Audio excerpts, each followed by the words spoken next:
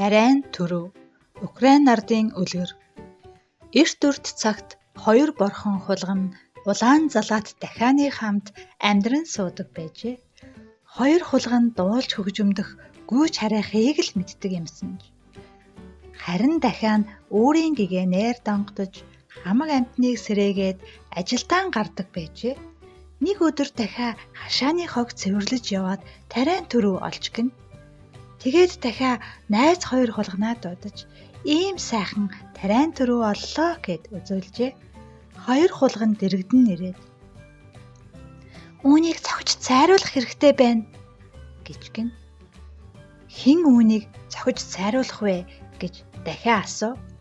Би хийхгүй шүү гэж ах хулган нь хариулжээ. Би бас хийхгүй гэж дүү хулган нь хариулав. За яах вэ?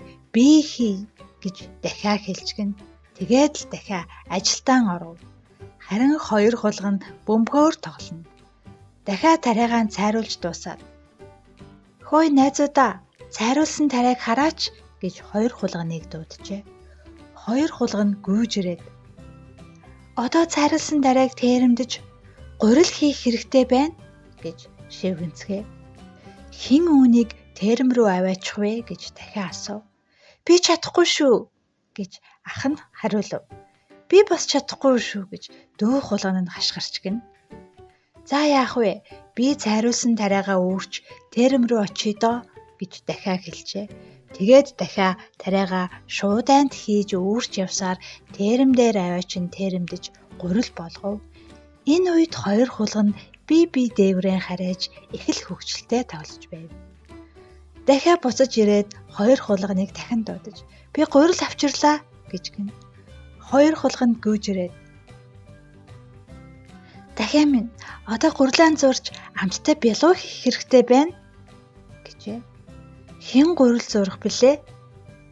гэж дахиа асуухад хоёр хулган "Би чадахгүй, би л авч чадахгүй" гэж өрсөлдөн хариулцгаав. Дахиа бодож "Надаар хийлгэх гэж байгаа юм уу?" гэж хэлээд гурилаа зуурч түлээгээ хагалжээ. Тэгээд пишингээ галлаж бялуугаан хайрч эхлэв. Энэ үед хоёр хулган хөгжөмдөн дуулж байв. Дахиа бялуугаа гаргаж ширээн дээр тавьжээ. Хоёр хулган үүгээр түүгээр гүйж явснаа гинэт бялууг харснаа. "Би өлсөж байна" гэж ах хулган нь гонгинов. "Би бас юм идмээр байна" гэж дүү хулган нь дасган хэлээд ширээ тойрон сууцгаав гин. Харин дахиа "Хүлээж байгаарай" гэд "Бидний хэм маань тарайн төрөв оллоо" гэж асуув. "Та олсон" гэж хоёр хулган шавшран хэлв.